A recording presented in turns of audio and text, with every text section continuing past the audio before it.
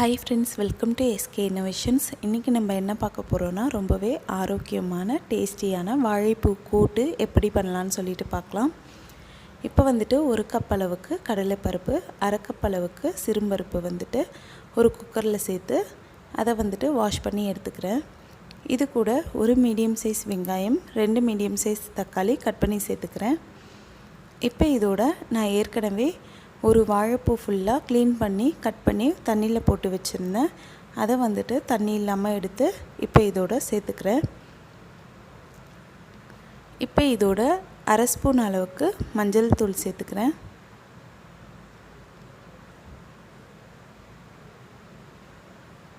இந்த வாழைப்பூ கூட்டுக்கு தேவையான அளவுக்கு உப்பு சேர்த்துக்கிறேன்.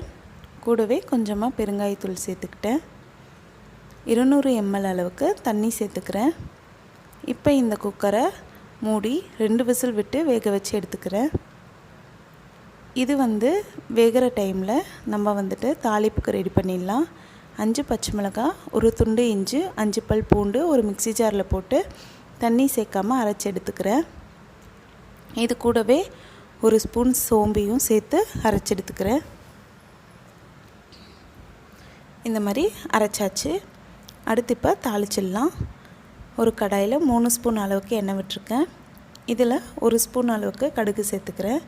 கடுகு நல்லா வெடிஞ்சதும் கொஞ்சமாக கருவேப்பிலை, 1 ஸ்பூன் அளவுக்கு உளுத்தம்பருப்பு, 3 காஞ்ச மிளகாய் கிள்ளி சேர்த்துக்கிறேன். இது உளுத்தம்பருப்பு பொன்னிறமாக ஆகிற வரைக்கும் நல்லா வறுத்து விட்டுக்கலாம்.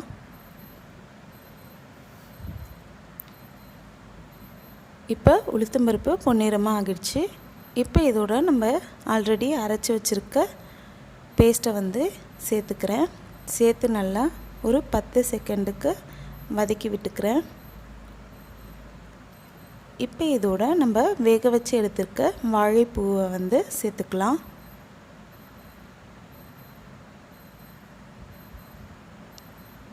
நம்ம இந்த வாழைப்பூ கூட்டுக்கு தேவையான எல்லாமே சேர்த்துட்டோம்.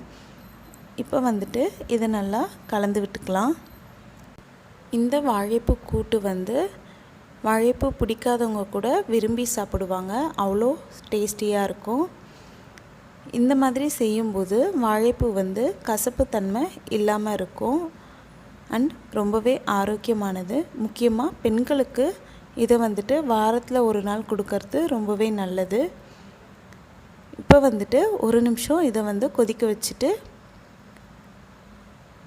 2 கைப்பிடி அளவுக்கு தேங்காய் துருவலை சேர்த்துக்கிறேன். சேர்த்து நல்லா கலந்து விட்டுக்கிறேன். கலந்து விட்டுட்டு 1 நிமிஷத்துக்கு இதை சிம்மில் வச்சுக்கலாம்.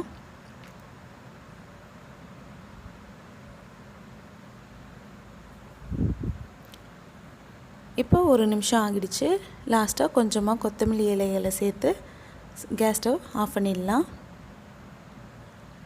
இப்போ இதை நம்ம கலந்து விட்டுட்டு சர்வ் பண்ணிக்கலாம்.